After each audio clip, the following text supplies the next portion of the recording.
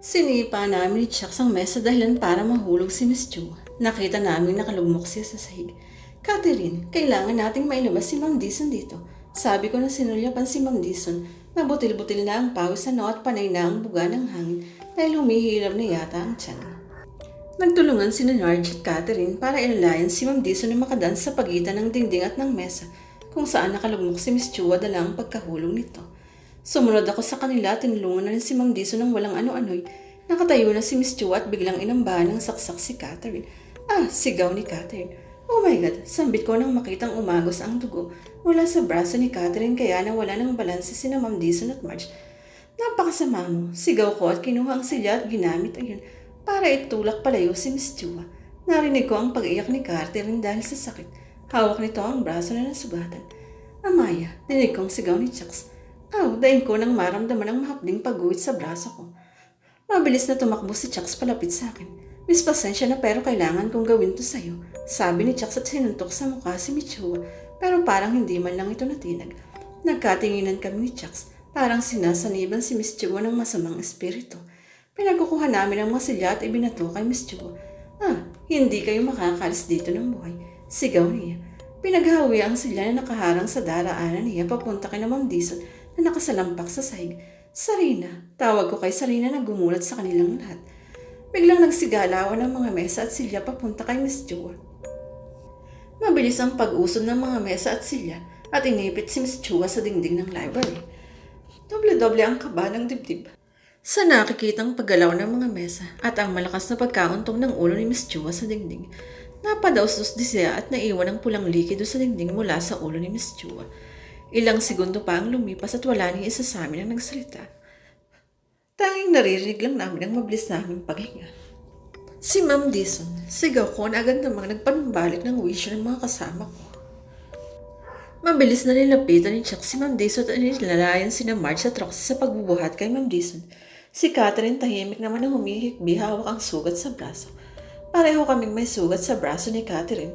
Pero alam kong mas malalim ang sa kanya dahil sinaksak talaga yun. Ang sa akin ay nahiwa lang.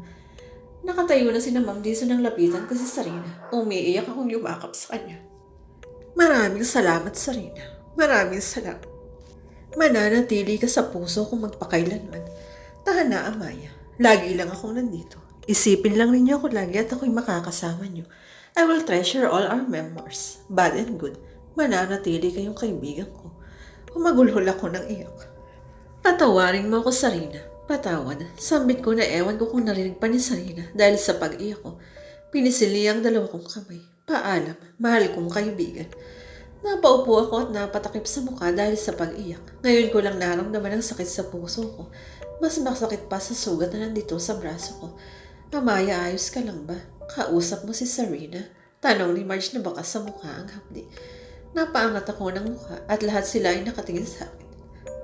Tumango ako at humagulhol uli ng iyak. Magkakasama kami ngayon sa health center dito sa bayan, hindi kalayuan sa paaralan. Sinamahan namin si Ma'am Dison na nagpagamot na rin kami ni Catherine. Kanina pa kinuha ng ambulansya ang katawan ni Miss Chua sa library at dila sa pinakamalapit na ospital. Narinig kong sinabi kanina ng medical representative na humihinga pa si Miss Chua. Sinulyapan ko si Marge at Roxy na nasa tabi ko. Magkatabi lang kinauupa namin at kaharap namin si Catherine na ginagamot ng isang nurse ang sugat. Yung sugat ko tapos na rin gamutin. Tinahilang tapos nilagyan ng gamot at bandage. Amaya, tawag ni Charles nang makalapit siya sa amin. Galing siya sa kwarto ni Ma'am Dison sa kabila at tumawag na rin siya kay Sir Chris at ipinalam ang nangyari. Kumusta si Ma'am Dison? Tanong ko na makaupo siya sa tabi ko. Mabuti na ang lagay niya. Hindi naman siya nanganak dahil sa sabi ng doktor hindi pa siya nakadyo. Baka raw sumakit ang tiyan ni Ma'am Dison dahil sa kaba o takot na nararamdaman. Nakahinga kami ng maluwag. Mabuti naman at maayos ang lagay niya. Amaya. Nabaling ang tingin namin nang biglang pumasok sa loob ng kwarto sina Daryl at Chana. Agad silang lumapit sa amin at baka sa mukha nila ang pag-aalala. Anong nangyari? My God, bakit may sugat kayo ni Catherine? Nagpunta kami ng library at kinausap namin si Ma'am Dison dahil akala namin siya ang gumawa ng lahat ng mga nangyari. Pero hindi pala. Panimula ko. Anong ibig mong sabihin, Amaya? Tanong ni Daryl. Nagkatinginan kami ni Jax. Napayuko ako at pinigil ang sariling umiyak na naman. Hindi si Ma'am Dison ang nananakot sa ating lahat, kundi si Miss Chua. Pagpapatuloy ni Chucks, siya ang dahilan ng katatakutan sa school. Paano nangyari yun? Matagal nang may pananakot sa school. Tanong ni Shanna. Isa lang ang alam namin. Lahat ng may kaugnayan at nauugnay kay Karen de la Cruz ay gusto niyang mawala.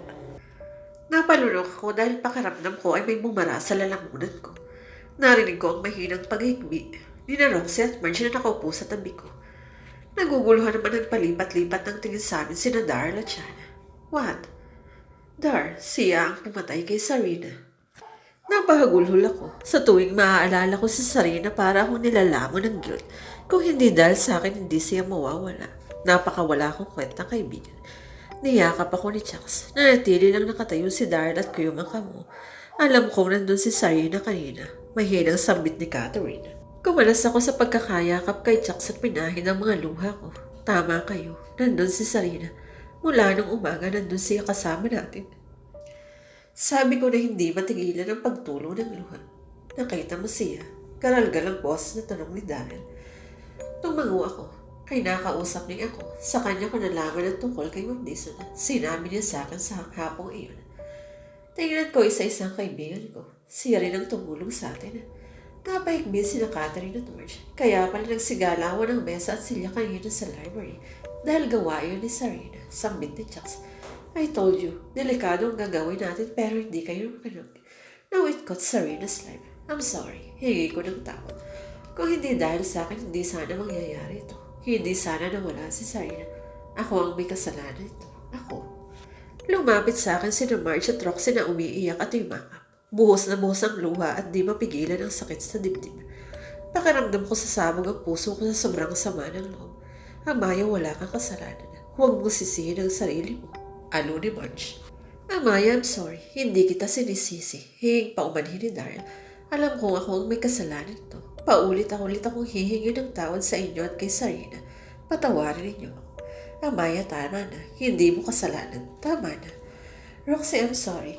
Hindi magugustuhan ni Sarina kung gaganyan ka. Alam mo nang ayaw na ng madrama. Pagkukonsola ni Roxy kahit alam kong mayroong totoo yun. Hindi ko alam kung paano matatahimik ang puso ko dahil sa nangyari kay Sarina. Let go, Amaya, at patawarin mo rin ang sarili mo. Palayain mo ang sarili mo sa guilt na nararamdaman mo.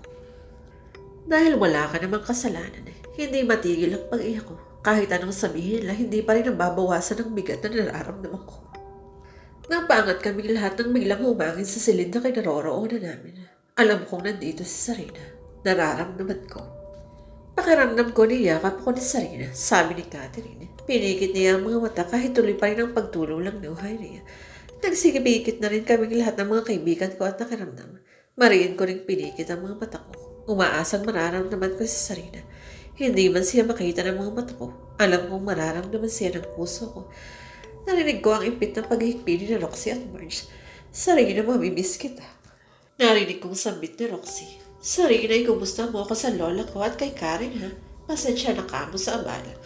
Maya-maya ay sabi ni Marge na mahinang tumawa sa pagitan ng pag-iyak. Sandaling katahimikan ang nanganap. Ni minsan hindi mo hinawakan ang ganyan ng pisngi ko, Sarina. Bulong ni Darrell. You will forever be missed. Napahawak ako sa bibig ko para pigilin ang pag-alpas ng hagulhol. Naramdaman ko ang pagdampi ng malamig na hangin sa katawan ko na parang niyayakap ako ni Sarina. Minulat ko ang mga mata ko at nakita ko siyang nakangiti sa harap ko. Nanlalabo ang mga mata ko dahil sa luha. Hindi ko gustong nakikita kang umiiyak sa Amaya. Sarina, umiti siya sa akin at tinawakan ako sa kamay. Hindi ko masasabing na aksaya ko ang buhay ko dahil narito kayong mga kaibigan ko. My life was so meaningful and exciting because you were part of it. Lahat kayo. Bawat isa sa inyo ay may lugar dito sa puso ko at babaunin ko ang pagkakaibigan natin hanggang sa bagong mundo ko. Paalam, Amaya. I won't say goodbye, Sarina. Sa puso at isip ko, mananatili kang buhay. Mananatiling buhay ang mga alaala mo. Hanggang sa muli nating pagkikita, mahal kong kaibigan, Detective Sarina. Nakita ko ang paghugis ng ngiti sa mga labi ni Sarina. Habang papalayo ay unti-unting nawawala sa paningin ko. Napayakap ako sa sarili ko. Hanggang sa muli, Sarina, mahinang bulong ko. Kahit papaano ay nakaramdam ako ng luwag sa dibdib. Nagmulat ng mga mata ang kaibigan ko at may ngiti na rin sa mga labi nila. Nagsilapit sila sa akin at lahat kami ay nagyakap ng mahigpit. May isang